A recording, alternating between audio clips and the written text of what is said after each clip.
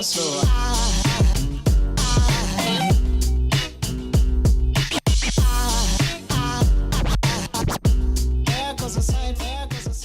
Halo, balik lagi sama gue Steven, dan hari ini gue mau ngebahas mobil yang gak biasa nih. Jadi ini mobil yang ada di sebelah gue ini Land Cruiser FJ40 yang di sebelah gue ini produksi tahun 81. Nah, sebelum gue mau cerita ngebahas ini mobil, gue mau cerita sedikit soal sejarah dari mobil ini.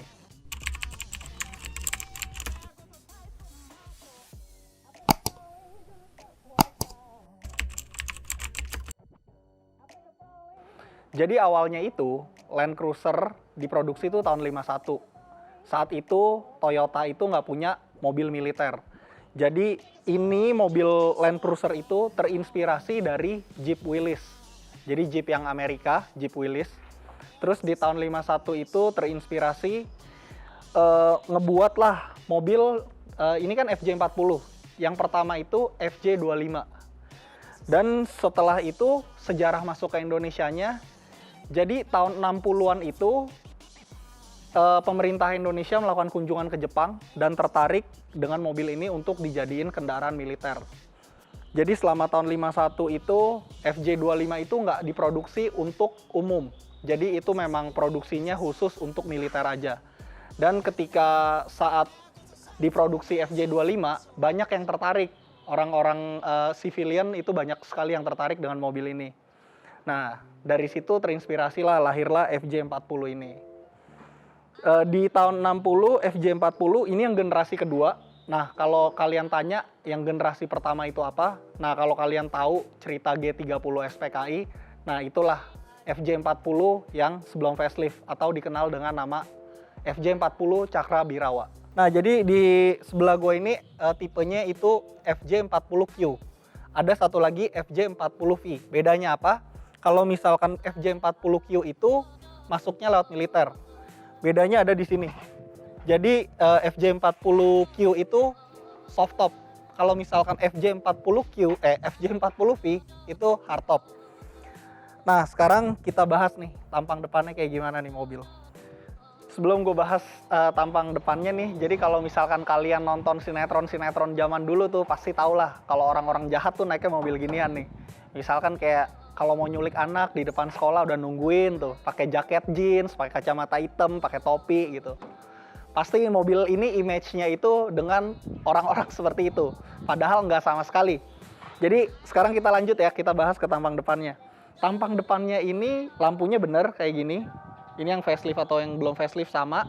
Cuman grillnya itu kalau misalkan yang belum facelift, ininya membulat. Kalau ini kan mengotak. Nah, kalau misalkan yang belum facelift itu membulat.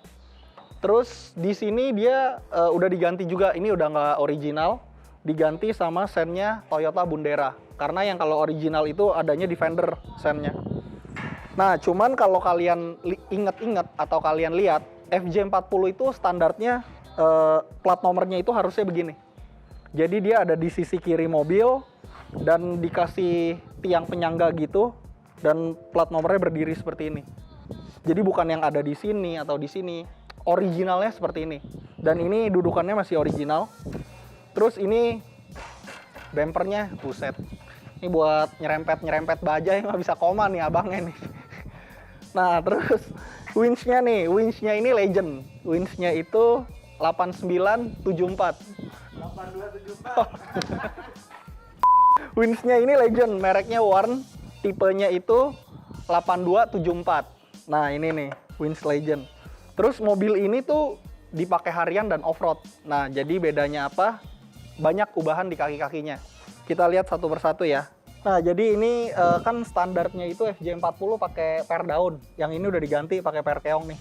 Ini per keongnya kalau nggak salah pakai punya Defender, kata yang punya ya. Terus ini udah ditambahin stabilizer. Nah, jadi kalau misalkan kalian buat pakai harian lah ya, maksudnya di jalanan aspal, ada stabilizer ini tuh jauh lebih membantu. Jadi mobilnya lebih enak. Tapi kalau kalian mau off-road, stabilizer ini mesti dilepas. Nah, terus di sini ada gardan legend nih. Ini gardan yang paling hebatnya Toyota lah nih, FJ40, udah nggak ada yang ngalahin. Itu aja dari kaki-kaki yang udah mengalami ubahan ya, beberapa yang tadi gue jelasin. Sekarang kita lanjut ke bagian mesinnya.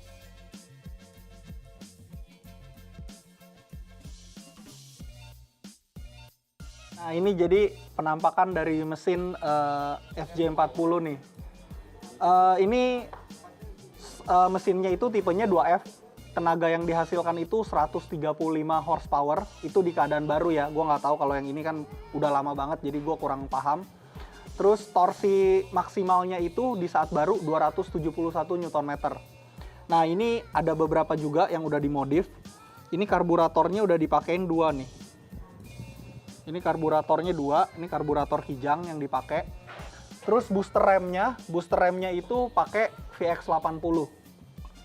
VX80, jadi ya penampakannya kayak gini sih. Ya kalau misalkan kalian ngelihat mesin-mesin FJ pasti beginilah. Ada karat, itu udah wajar banget. Sekarang kita lanjut ke bagian sampingnya. Nah sekarang kita bahas ke bagian sampingnya. Tadi pas ngebahas kap mesin ini buat kancing ya, kancing buat ngebuka kap mesin. Di masing-masing sisi ada 1. Nah terus kalau kalian tanya yang ini buat apa, jadi mobil ini tuh sebenarnya kacanya bisa dibuka. Jadi kalau kalian mau nyetir kayak ala-ala safari gitu, kacanya itu dibuka dan ditahannya tuh di sini, diikatnya di sini. Nah terus di sini yang uniknya itu kalau kalian tanya ini apa, ini adalah lubang angin nih buat kaki, dibukanya dari dalam. Nanti gue bakal praktekin bukanya kayak gimana.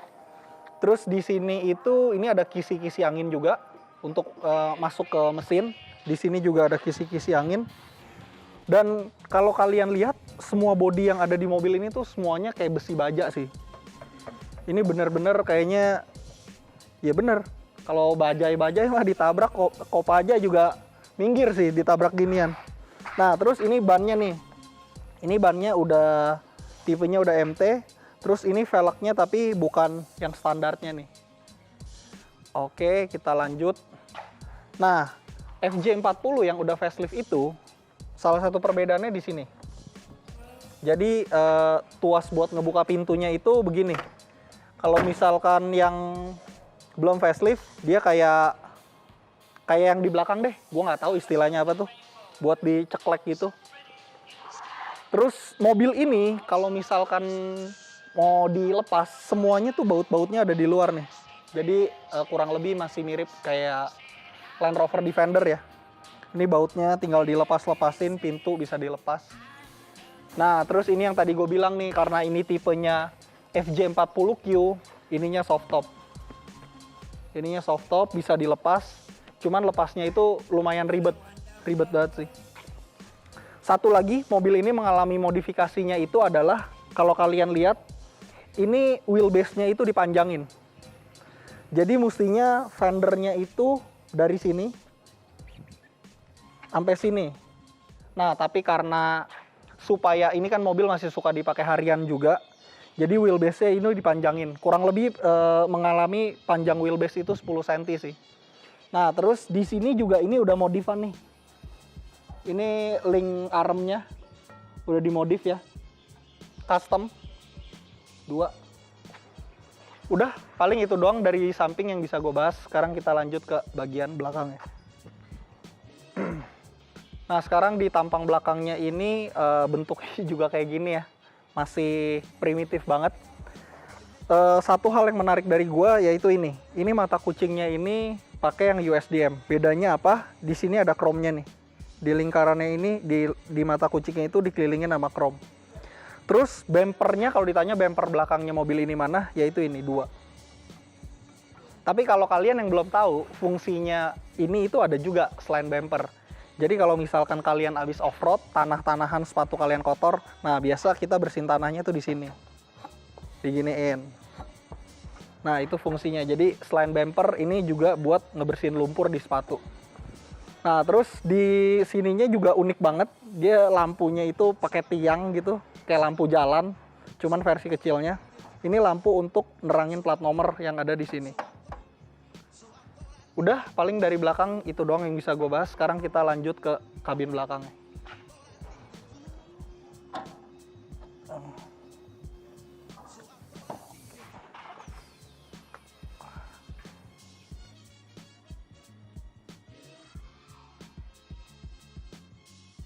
Nah, aduh.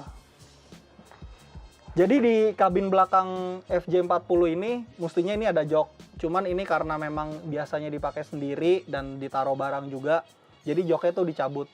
Joknya ini posisinya kayak kijang doyok kali ya, yang lama. Posisinya adep-adepan gitu. Nah ini.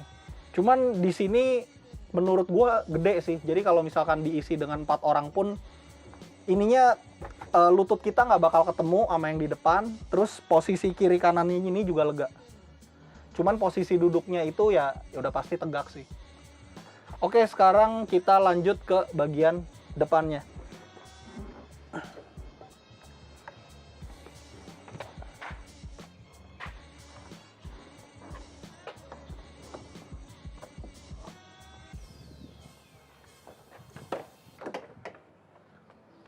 Waduh. Ini naiknya jujur rada susah sih karena memang kayaknya nggak ada pegangannya. Nah, mobil ini tuh udah dilengkapi sama roll bar nih. Jadi ownernya itu juga suka off-road. Cuman kalau off-road pakai ini, kita kalau misalkan mobilnya teguling atau gimana, yang pasti benjol sih. Kenapa? Karena mobil ini nggak ada seat belt-nya, bro. Bener-bener nggak ada seat belt-nya. Oke, kita lanjut. Nah, kita bahas ya. Di sini sih bener-bener dashboardnya itu fungsional banget, nggak ada yang namanya aerodinamika atau apapun itu, tidak ada. Benar-benar cuman fungsi doang. Dari door trim ini udah dilengkapi nama kulit juga ya. Ini tapi repro, cuman ada ini tuas buat masih manual buat ngebuka window-nya, buat buka jendela. Terus di sini ada tuas. Nah ininya lucu banget nih, buat penguncian pintunya lucu banget. Terus handle-nya juga cuman seadanya banget. Nah, terus ini setirnya gede dan hampir nyentuh paha, bro. Ini kalau kalian nggak sadar ya, ini setirnya tuh hampir nyentuh paha. Terus di sini itu ada tuas buat nyalain lampu. Kita tarik sekali lampu kecil, tarik 2 kali itu lampu besar. Di sini ada indikator untuk 4x4-nya nih. Ini 4x4-nya.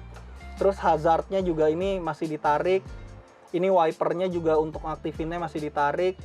Dan mobil ini udah aslinya tuh nggak ada AC-nya. Yang ini udah dikasih opsional ya, maksudnya dikasih tambahan AC. Ini ada tuas pemutarnya. Nah terus yang ini itu buat mengaktifkan winch. Ini ngaktifin winch. Terus yang di bawah ini untuk ngulur atau narik winch-nya nih. Oke, nah instrumen clusternya juga sederhana banget. Di sini cuman ada speedometer. Terus di sini ada aki, voltase aki. Di sini ada indikator bensin, ini tekanan oli, dan di sini suhu kendaraan. Udah sih, ini mobil nggak ada tempat penyimpanan sama sekali. Jadi kalau emang mau nyimpen ya taruh begitu aja. Nah dashboardnya cuman kayak gini nih. Sebelum lupa, ini dashboardnya. Udah nggak ada sun visor juga. Oh, sama joknya itu yang penumpang ini tidak bisa dimaju mundurin. Tapi senderannya bisa. Kalau yang driver itu bisa dimaju mundurin. Dua-duanya. Cuman ini udah posisi paling mentok. Sekarang kita langsung ke driving experience-nya kayak gimana. Oke, jadi ini gue lagi mau test drive hardtop. Oh sebelum lupa, di sini ternyata ada lampu kabin nih. Lucu sih bentuknya dari plastik gitu. Oke.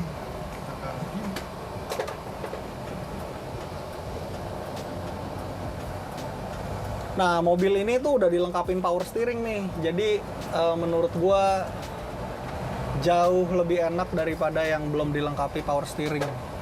Dan posisi nyetirnya tuh tinggi banget. Aduh.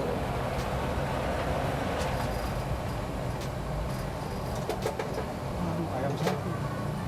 Ada ayam. Lindes saya dah kalau ada ayam. Nah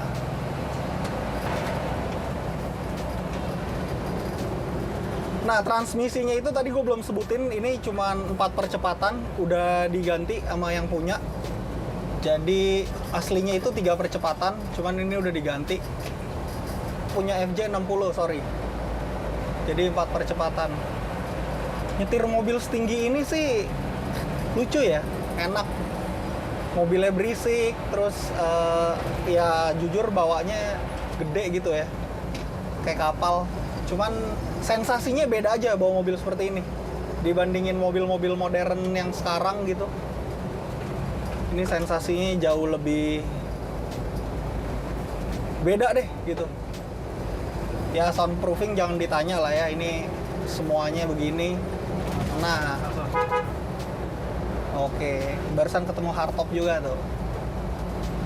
Nah, untuk bicara konsumsi bahan bakar itu, mobil ini tuh 1:3 dan disarankan itu premium karena kompresinya rendah.